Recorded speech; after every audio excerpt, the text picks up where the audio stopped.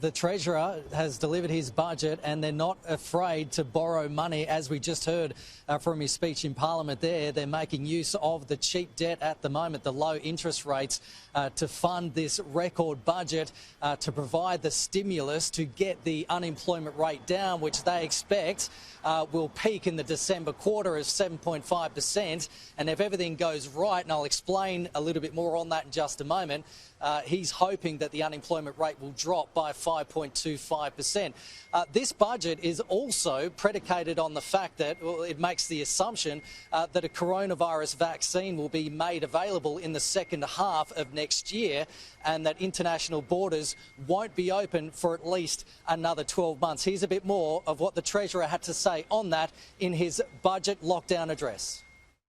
We are investing where it matters to make sure there are as many people in work. That is our primary focus, to navigate through what is a 1 in 100 year economic event. We are obviously factoring in a vaccine by mid next year, international borders opening by the end of next year.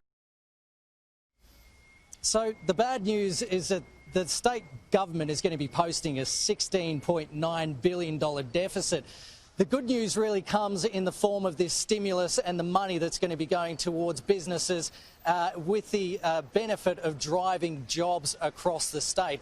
Now, there'll be major tax reforms, including raising the tax-free threshold for payroll tax from $1 million to $1.2 million. We've been hearing a bit on this already, but that's going to save the average business around $34,000 over a 2-year period, and an extra 3,500 businesses won't need to pay payroll tax at all. They're also making quite large changes to stamp duty tax that's going to affect the housing industry.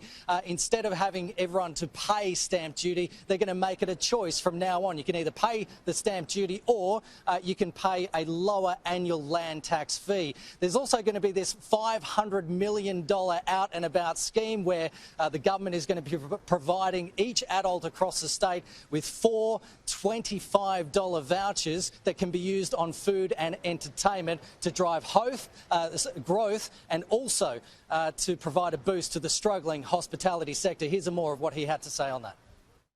We know particularly that food and beverage has been substantially hit, arts and recreation as well. So these investments will make a real difference to those businesses, but also to get confidence back in our city and state.